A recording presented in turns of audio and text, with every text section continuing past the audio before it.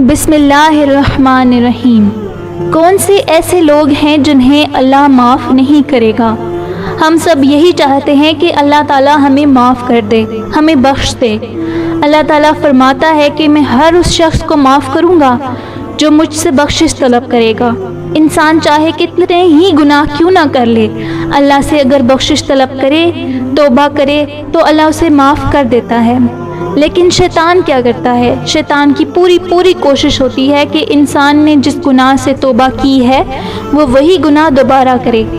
انسانی فطرت بھی ایسی ہی ہے کہ انسان بار بار گناہ کرتا چلا جاتا ہے، لیکن ہمارا رب کیا چاہتا ہے کہ بندہ دوبارہ توبہ کرے اور اس کی طرف آئے۔ جتنی بار بھی گناہ ہو انسان معافی مانگے، اللہ تعالیٰ معاف کر دیتا ہے۔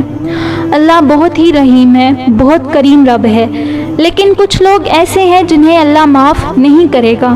سب سے پہلے نمبر پہ وہ شخص آتا ہے جو شرک کرے، یعنی اللہ کے ساتھ کسی کو شریک ٹھہرائے۔ اللہ تعالیٰ نے ہمیں پیدا فرمایا، وہی ہمیں رزق دیتا ہے، اس کی بنائی ہوئی زمین میں ہم رہتے ہیں اور ہماری زندگی کے تمام اسباب و وسائل اسی نے مہیا کیے ہیں۔ اللہ ہی کی حکومت اور بادشاہی ہے، اللہ ہی کی تخلیق ہو کر، اسی کا دیا ہوا رزق کھا کر، اسی کے بنائے ہوئے زمین و آسمان کی حدود میں رہ کر جب ہم اس کے ساتھ دوسروں کو شریک کرتے ہیں تو یہ انتہائی سنگین جرم ہے، جس سے بڑا ظلم اور کوئی نہیں ہے۔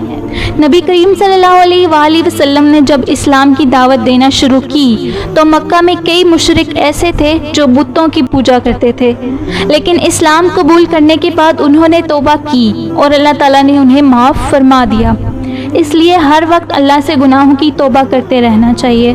قرآن کریم میں سورہ النساء میں ارشاد ہے کہ بے شک اللہ اس بات کو نہیں بخشتا کہ اس کے ساتھ شریک کیا جائے، اور اس سے نیچے جو کچھ بھی ہے جسے چاہتا ہے معاف فرما دیتا ہے، اور جس نے اللہ کا شریک ٹھہرایا تو بے شک اس نے بڑے گناہ کا بہتان باندھا۔ دوسرے نمبر پہ وہ شخص آتا ہے جس کے دل میں دوسروں کے لیے نفرت، بغض اور بدنیتی ہوگی۔ اللہ اس کو معاف نہیں کرے گا۔ اپنے دلوں کو صاف کر لیں۔ اگر آپ ایک سچے مومن ہیں اور آپ جنت کے طلبگار ہیں تو دوسروں کے لیے اپنا دل پاک کر لیں۔ وہ لوگ جو آپ کو پسند نہیں کرتے، آپ سے نفرت کرتے ہیں، ان لوگوں کے لیے بھی اپنے دل میں برائی نہیں رکھنی چاہیے۔ حدیث مبارکہ میں ہے کہ آپ صلی اللہ علیہ وآلہ وسلم اپنے ساتھیوں کے ساتھ سفر پہ تھے کہ ایک شخص وہاں سے گزرا۔ آپ صلی اللہ علیہ وآلہ وسلم نے فرمایا کہ اگر تم لوگ ایسا انسان دیکھنا چاہتے ہو جس کے لیے جنت ہے تو یہ وہ شخص ہے۔ پھر آپ صلی اللہ علیہ وآلہ وسلم کے ساتھی اس شخص کو ڈھونڈنے نکل گئے کہ آخر وہ انسان ایسا کون سا عمل کرتا ہے جس کی وجہ سے اس کے لیے جنت ہے۔ سب نے دیکھا کہ وہ شخص کوئی زیادہ عبادات نہیں کرتا۔ اس شخص نے کہا کہ میری عبادات تو زیادہ نہیں ہے، لیکن ایک ایسا عمل ہے جو میں روزانہ کرتا ہوں، اور وہ یہ ہے کہ ہر رات کو سونے سے پہلے میں اپنے دل کو بغض، بدنیتی اور ہر برائی سے پاک کر لیتا ہوں۔ پھر نبی پاک صلی اللہ علیہ وآلہ وسلم نے فرمایا کہ یہی وجہ ہے جو اس شخص کو جنت میں لے کر جائے گی۔ تیسرا شخص جس کے بارے میں بتایا گیا ہے وہ ہے ایک مغرور انسان۔ جو شخص اپنے کپڑوں کو ٹخنوں سے نیچے لٹکا کے رکھے، یہ اس کے مغرور ہونے کی نشانی ہے۔ اللہ کو وہ شخص ناپسند ہے جس میں گھمنڈ ہو، غرور ہو۔ اگر آپ ایک ایسے انسان ہیں جس کے اندر غرور ہے، گھمنڈ ہے اور باقیوں کو اپنے سے کمتر سمجھتے ہیں تو یہ آپ کے لیے مشکل کا سبب بن سکتا ہے، کیونکہ اللہ تعالیٰ ایسے لوگوں کو معاف نہیں کرتا جن میں غرور و تکبر ہوتا ہے۔ سورہ لقمان میں اللہ تعالیٰ فرماتا ہے،